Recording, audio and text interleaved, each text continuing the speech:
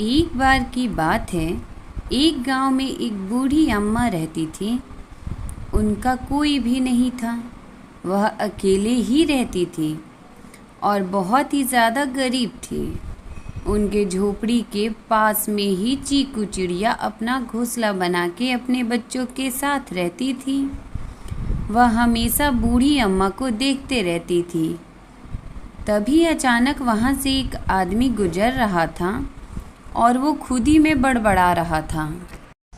बारिश आएगी सबको बहा ले जाएगी, बारिश आएगी सबको बहा ले जाएगी। चिड़िया ये सारी बातें सुन रही होती है और वो सोचने लगती है कि ये ऐसा क्यों बोल रहा है। ये आदमी खुद ही में क्यों बड़बड़ा रहे थे? इनके तो आसपास भी कोई नहीं था। ये ऐसा क्यों बोल रहे थे कि बारिश आएगी सबको बहा ले जाएगी? मुझे तो लगता है कि कुछ ही दिनों में बहुत तेज बारिश होने वाली है। मैं एक काम करती हूँ, कुछ अनाज का इंतजाम कर लेती हूँ।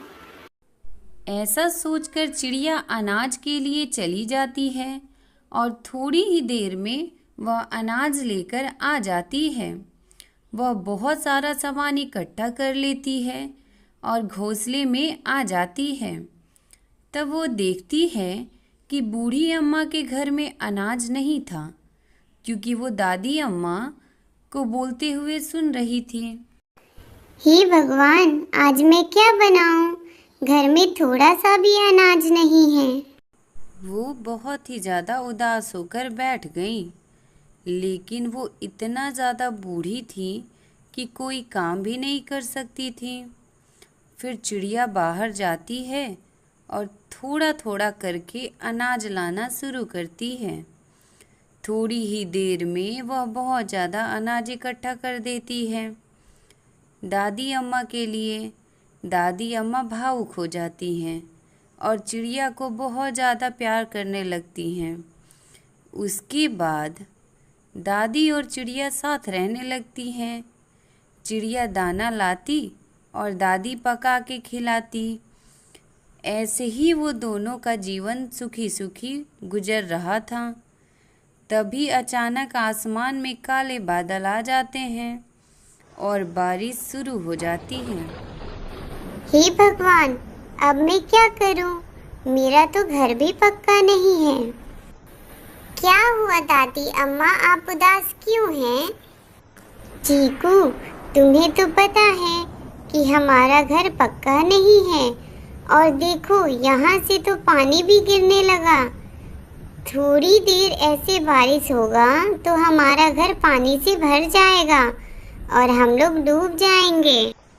थोड़ी देर सोचने के बाद चिड़िया बोलती है, आप चिंता ना करें अम्मा, मैं हूँ ना, मैं सब ठीक कर दूंगी। उसके बाद चिड़िया तेज बारिश में ही निकल जाती है घास फूस देखने कि कहीं से घास फूस मिल जाए तो झोपड़ी के ऊपर डाल दे, ताकि उससे बारिश का पानी झोपड़ी में ना जाए। लेकिन वो इधर उधर देखती है पर उसे घास फूस तो कहीं दिखाई नहीं देता, लेकिन उसे एक बड़ा सा प्लास्टिक दिखाई देता है। वह उसको लाती है और झोपड़ी के ऊपर डाल देती है और वो फिर अंदर चली जाती है। अब झोपड़ी में थोड़ा सा भी पानी नहीं आ रहा था और अनाज भी भरपूर था। चीकू, तुम ही मेरे बच्चा हो। अगर तुम नहीं होती तो मुझ बूढ़ी गरीब का क्या होता?